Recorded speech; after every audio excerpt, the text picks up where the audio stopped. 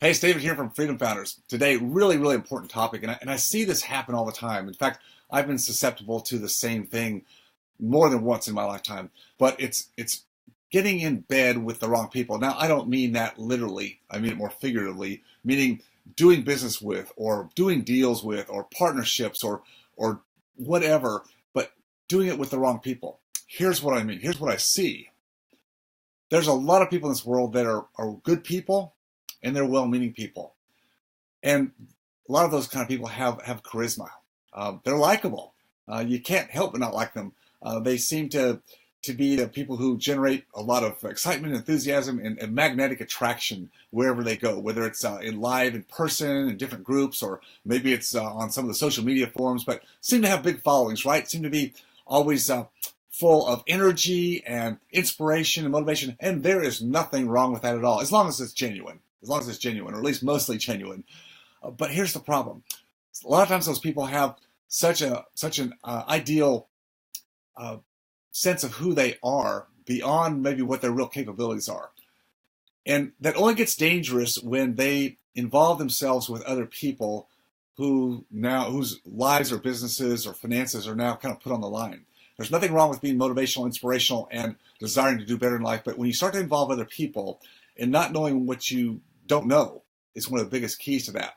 So I see a lot of people that are like this, that are well-meaning, likable, charismatic, lots of energy, and they sing a song about, hey, we can do this, we can do this together. And you almost can't help yourself but want to get involved because, you just like those kind of people. This is a big generalization. So remember, it's a generalization, but a lot of times those people, as much as they're well-meaning, they don't have everything put together.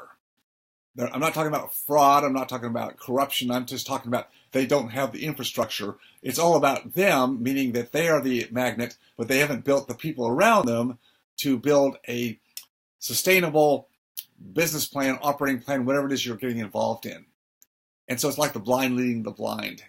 You jump in with them because you're going to bring something to the table. Maybe it's some of your money. Maybe it's a business that you have, and they want to kind of put something together that they think they can magnify. And that's where good synergy and partnerships come from. If the two people are synergistic in the way they work together, one person's got to bring one strong element to the table, the other one's got to bring something else. They've got to complement.